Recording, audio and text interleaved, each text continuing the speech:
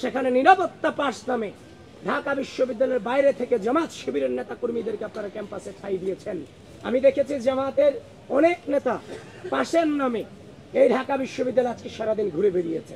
কত ব্যালটে আগে থেকে চিহ্ন ভরে ব্যালট বক্স ভরে দেওয়া রাখা হয়েছে, এগুলো সকালে প্রত্যেকটা কেন্দ্রে কেন্দ্রে আমাদেরকে বাধা প্রদান করা হয়েছে, যেটা কোনোভাবেই মেনে নেওয়ার মতো নয়। গভীর শোক প্রকাশ করছি আমরা সেটার জন্য। তাছাড়া ঢাকা বিশ্ববিদ্যালয়ের শিক্ষার্থীদেরকে আমি শুভেচ্ছা জানাচ্ছি যে সকল প্রতিকূলতাকে উপেক্ষা করে তারা তাদের জায়গা থেকে দায়িত্ব পালনের চেষ্টা করে গেছেন ভোটাধিকার প্রয়োগের মধ্য দিয়ে। প্রিয় সাংবাদিক বন্ধুগণ, আজ সকাল থেকেই আপনারা আমাকে বিভিন্নভাবে জিজ্ঞাসা করার চেষ্টা করেছেন, ভাই কোনো অভিযোগ অনুযোগ আছে কিনা। কিন্তু আমি বলেছিলাম, শুধু আজকে নয়, বিগত কয়েকদিন যাবত আমি টানা বলেছিলাম যে আমরা আর অভিযোগের রাজনীতিতে ফিরতে চাই না, আমরা পজিটিভ চিন্তা ভাবনা করতে চাই, আমরা শুধুমাত্র সামনে অগ্রসর হতে চাই। আমরা ভেবেছিলাম গণঅভ্যুত্থান পরবর্তী সময়ে এই ঢাকা বিশ্ববিদ্যালয়ের মাটি থেকে যেমনভাবে ফ্যাসিস্টকে বিতাড়িত করা হয়েছে, রাজনৈতিক অপসংস্কৃতিকে বিতাড়িত করা হয়েছে, ঠিক একইভাবে এই ঢাকা বিশ্ববিদ্যালয়ের মাটি থেকে গোটা বাংলাদেশব্যাপী রাজনৈতিক সুন্দর সংস্কৃতিকে উপহার দিব এই ডাকসু নির্বাচনের মধ্য দিয়ে। আপনারা দেখেছেন সকাল থেকে, গতকালকে আমি আপনাদেরকে জানিয়েছি যে আমার উপর, আমার সকল কর্মকাণ্ডের উপর অনলাইনে সাইবার অ্যাটাক হচ্ছে, সংবাদ সম্মেলন করেছিলাম। ঠিক একইভাবে আজকে সকাল থেকে আবারও অপপ্রচার করা হয়েছে আমার এগেনস্টে, আমি নাকি নির্বাচনী আচরণ বিধি লঙ্ঘন করে আমি কেন্দ্রে প্রবেশ করেছি। এই ধরনের মিস ইনফরমেশন, ডিসইনফরমেশন ছড়িয়ে বিশ্ববিদ্যালয়ের দায়িত্বশীল রিটার্নিং কর্মকর্তা আপনাদেরকে পর্যন্ত বিভ্রান্ত করতে বাধ্য করেছে। আমি আপনাদেরকে সাধুবাদ জানাই। শেষ পর্যন্ত আপনারা গঠনতন্ত্র করে এই অভিযোগ যে মিথ্যা সেটার স্বীকৃতি আপনারা দিয়েছেন, এজন্য আমি আপনাদেরকে সাধুবাদ জানাই। কিন্তু অল্প সময়ের মধ্যে এই যে মিস ইনফরমেশন ছড়িয়ে আমাদেরকে সাধারণ শিক্ষার্থীদের সামনে কলঙ্কিত করার চেষ্টা এবং অপচেষ্টা চালানো হয়েছে, সেটা বিশ্ববিদ্যালয়ের রিটার্নিং কর্মকর্তা কর্তৃক, একজন নির্বাচন কমিশন কর্তৃক। সুতরাং এটা কোনোভাবেই মেনে নেওয়া যায় না। এরা বারবার এদের ব্যর্থতার প্রমাণ দিয়ে গিয়েছে। আপনি দেখেছেন আজ আমাদের নির্বাচনী গঠনতন্ত্রে আছে, আপনারা তো 2019 সালে ডাকসু নির্বাচনে নাকি কাভার করেছেন, এখানে ভিপিজিএস এজিএস নাকি তাদের প্যানেলের তাদের ভোট কেন্দ্র পরিদর্শনের সুযোগ ছিল না? অবশ্যই ছিল। তাদের কি পরিচিতি কার্ড থেকে শুরু করে তাদের আলাদা একটা পরিচিতি ছিল না? সব ছিল। কিন্তু বিশ্ববিদ্যালয় প্রশাসন এসব আয়োজনে চরম ব্যর্থতার প্রমাণ দিয়েছে এবং আমরা প্রত্যেকটা কেন্দ্রে যখনই গিয়েছি আমাদেরকে বারবার এতিমের মতো দাঁড় করিয়ে রাখা হয়েছে, আমাদের সময় নষ্ট করানো হয়েছে। শেষ পর্যন্ত দেখতে পেলাম রোকেয়া হলের একজন মেয়ে ভোট কেন্দ্র থেকে ভোট দিয়ে বেরিয়ে এসে আমাকে অভিযোগ করছে যে ভাই, যে ব্যালটপত্র আমাদেরকে দেওয়া হয়েছে সেখানে আগে থেকে সাদিককে এবং ফরহাদের নামে ক্রস চিহ্ন দেওয়া রাখা হয়েছে। সেটা শুধুমাত্র রোকেয়া হলে ঘটে নাই, সেই ঘটনায় অমর একুশে হলেও ঘটেছে। অমর একুশে হলের যে ভোট কেন্দ্র সেখানেও ঘটেছে। তখন আমি যখন দুটাই ইনভেস্টিগেশন করতে গেলাম, চিফ রিটার্নিং অফিসারের নির্দেশ ক্রমে আমি ভোট কেন্দ্রে প্রবেশ করলাম এবং তাদেরকে জিজ্ঞাসাবাদ যখন করলাম, জানার চেষ্টা করলাম, তারাও সেটা মেনে নিয়ে বললো এটা কিভাবে হয়েছে আমরা জানি না। সুতরাং স্পষ্টভাবে জানিয়ে দিতে চাই, যেহেতু ঘটনা দুই জায়গায় ঘটনা ঘটেছে, প্রমাণিত হয়েছে, তার মানে এর আগেও অনেক ব্যালটে সম্ভবত, আমরা যতটা নিশ্চিত হচ্ছি, আমরা জানি না কত ব্যালটে আগে থেকে চিহ্ন ভরে ব্যালট বক্স ভরে দেওয়া রাখা হয়েছে, সেটা আমাদের এখনো পর্যন্ত আমাদের জানা নাই। যেহেতু ঘটনা দুইটা প্রমাণ পেয়েছি, তার মানে এরকম ঘটনা আরো ঘটেছে, এটা নিঃসন্দেহে, এটা আমরা অনুমান করতে পারছি। তো এখন কথা হচ্ছে, একদিকে এটা করে বেড়ালেন, নির্বাচনী কারচুপি করলেন, এখন নির্বাচনী কারচুপি করার পরে উল্টো দায় দেওয়ার চেষ্টা করলেন। তারপর হচ্ছে যে আমাদের যে সকাল থেকে পুলিশ এজেন্ট থেকে শুরু করে আমাদের প্রার্থীদেরকে তো জ্বালানো হয়েছে। তারপর হচ্ছে যে আমাদের যে সামনে যে হচ্ছে যে 41 জন ব্যক্তির নাম তো মনে রাখা পসিবল না কারো পক্ষে। 41টা ব্যালট নাম্বার কি মনে রাখা সম্ভব? তা আমরা যখন ভোট কেন্দ্রের 100 মিটার দূরত্ব থেকে যখন আমরা আমাদের যখন ব্যালট নম্বরগুলো দিচ্ছিলাম, এগুলো সকালে প্রত্যেকটা কেন্দ্রে কেন্দ্রে আমাদেরকে বাধা প্রদান করা হয়েছে, যেটা কোনোভাবেই মেনে নেওয়ার মতো নয়।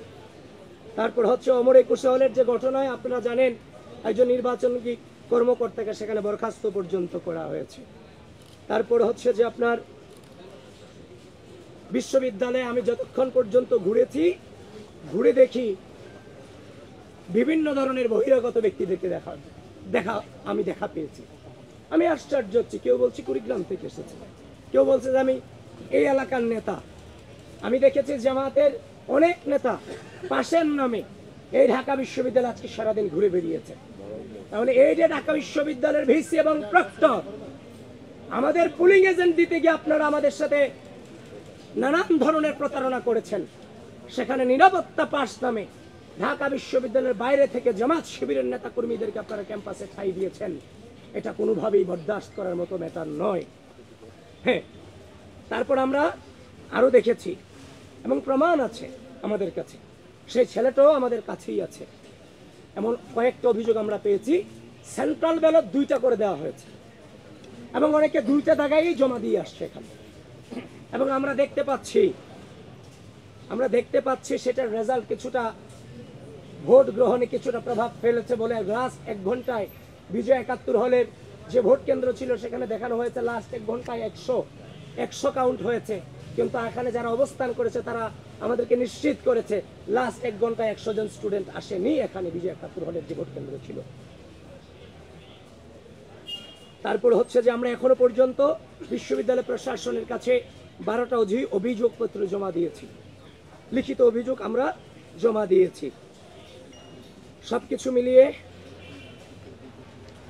আমরা যে নির্বাচন আশা করেছিলাম যে আমরা কোনো প্রশ্ন রাখতে চাই না, আমরা সেই নির্বাচনের কাছ থেকে আমরা সেই শুরুতেই গণ-অভ্যুত্থান পরবর্তী যে গণতান্ত্রিক চেতনা, সেই চেতনাকে ব্যাহত করা হয়েছে।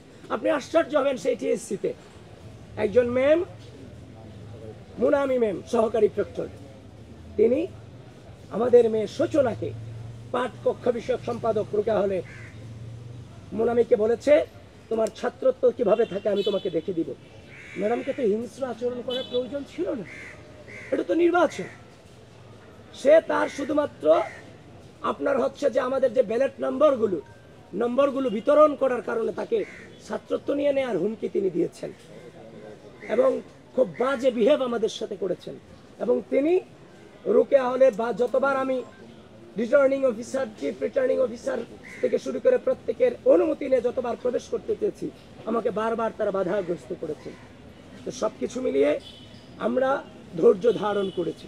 আপনারা আমাদেরকে বারবার বলেছেন, আমি দুপুর পর্যন্ত বলেছি আমি কোনো অভিযোগ করতে চাইনি। আজকে আমরা এই গণতন্ত্রকে আমরা অনুভব করতে, আমরা এনজয় করতে চাই। দুপুর 1টা 12টার পর থেকে যখন এগুলো আসতে থাকে তখন তো আর মুখ বন্ধ করে থাকা যায় না। সুতরাং আমরা যখন দেখেছি ব্যালট 2 সেন্টারে ব্যালট নিয়ে কারচুপি হয়েছে, তার মানে ধরে নিতে পারছি এমন কারচুপির ঘটনা অনেক ঘটেছে। এখনো পর্যন্ত ধৈর্য ধারণ করে আছি। আমরা সুস্থ, স্বাভাবিক, নিরাপদ ক্যাম্পাস বিনির্মাণে প্রত্যয়ী, কিন্তু স্পষ্টভাবে জানিয়ে দিতে চাই, যদি একইভাবে ভোট গণনাতে ম্যানিপুলেট করার বিন্দু পরিমাণ চেষ্টা করা হয় এবং যারা বাংলাদেশের স্বাধীনতা সার্বভৌমত্বকে বিশ্বাস করেন না, যারা এই ক্যাম্পাসের সাধারণ শিক্ষার্থীদের মত প্রকাশের স্বাধীনতাতে বিশ্বাস করেন না, যারা এই ক্যাম্পাসের সাধারণ শিক্ষার্থীদের মানবাধিকারে পূর্ব বিশ্বাস করেননি, এখনো করেন না, তারা যদি ভোট গণনার ম্যানিপুলেটের মধ্য দিয়ে যদি নির্বাচনী ফলাফলকে ব্যাহত করার বিন্দু পরিমাণ চেষ্টা করে, ঢাকা বিশ্ববিদ্যালয়ের সাধারণ শিক্ষার্থীরা সম্মিলিতভাবে তাদেরকে প্রতিরোধ করবে ইনশাআল্লাহ। এবং আমরা ইতিমধ্যেই দেখতে পাচ্ছি নীলক্ষেত, কাঁটাবন, চাংখারপুল, চারদিক থেকে দেশব্যাপী জামাত শিবিরের নেতাকর্মীরা সংঘবদ্ধভাবে অবস্থান নিয়েছে। ঢাকা বিশ্ববিদ্যালয় প্রশাসন এবং রাষ্ট্রীয় প্রশাসন, নির্বাচন কমিশন, আমি আপনাদের সকলের প্রতি আহ্বান জানাচ্ছি, খুব দ্রুত এই ধরনের সন্ত্রাসী অবস্থান থেকে আমাদের ক্যাম্পাসের এরিয়াকে, ক্যাম্পাসের আশপাশ এরিয়াকে আপনারা মুক্ত করুন। এই ধরনের যোদ্ধাংদেহী অবস্থান কোনোভাবেই আমরা গণঅভ্যুত্থান পরবর্তী সময়ে আশা করিনি এবং সেটা রাখিওনি। সুতরাং আশা রাখছি আপনারা সেই ব্যবস্থাগুলো আপনারা নেবেন। আর এখন যেহেতু ভোট গণনা চলছে, আপনারা আপনাদের জায়গা থেকে সজাগ দৃষ্টি রাখুন, আমরাও আমাদের জায়গা থেকে সজাগ দৃষ্টি রাখার চেষ্টা করছি। তবে বিশ্বাস করেন, এই নির্বাচন সুষ্ঠু, নিরপেক্ষ এবং গ্রহণযোগ্যভাবে যদি সত্যিকার অর্থে প্রতিফলিত হয়, তাহলে মনে রাখবেন বাংলাদেশ পন্থীদের ভূমিধস বিজয় অবশ্যম্ভাবী ইনশাআল্লাহ।